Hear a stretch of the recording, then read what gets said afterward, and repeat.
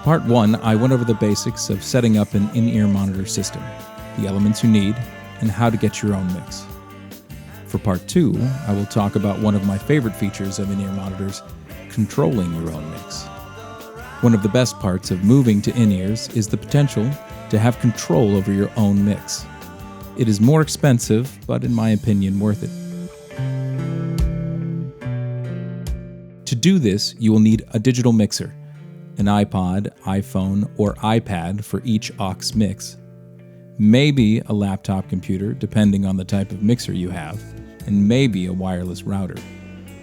Different digital mixers will have different setups. Some, like the PreSonus 16.0.2, require a separate computer and wireless router, and some, like the Behringer XR18, have those elements built in. Fair warning here, I own a PreSonus 16.0.2 and only have personal experience setting up that system. The basic setup is the same as with an analog board.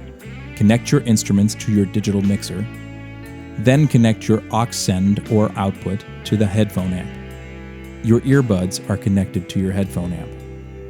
With a PreSonus digital mixer, you need a laptop computer and a wireless router. Connect the wireless router to the laptop with an Ethernet cable.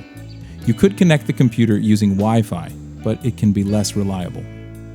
The router does not need an internet connection. You are using the router as a central connecting point between the mixer and the iPhones. I'd like to point out that you should have the router password protected, or anyone with the right app could start remixing your show. The PreSonus board connects to the laptop with a FireWire 400 cable. The laptop uses software, Virtual Studio Live software, to control the mixer. Just boot up the software, and if the mixer is on and connected to the computer with the FireWire cable, it should see and control the mixer. On your iPod, iPhone, or iPad, download the free QMix app. Connect to the wireless router. When you launch the QMix app, it will see any mixer connected to that same router. Select your mixer and connect. In the Virtual Studio Live software, there is a Setup tab.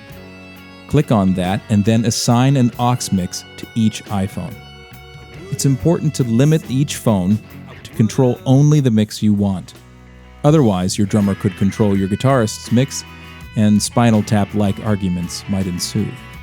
Interesting side note, in the PreSonus world, iPads are assumed to be used by soundmen mixing the main mix, so make sure you assign any iPad to only control its aux signal. Now you can control the levels of each instrument with your iPod, iPhone, or iPad. When you name the channels in the Virtual Studio Live software on the laptop, those names will automatically show up on the iPhones. Once you have your mixes just the way you want them, click on the plus button to save that scene. It saves the entire state of the mixing board. This means that if you are playing a certain bar, you can get everything the way you want, both the auxes and the front of house mix. Save it, and then the next time you play that bar, just drag the preset to the board and everything appears just the way you left it.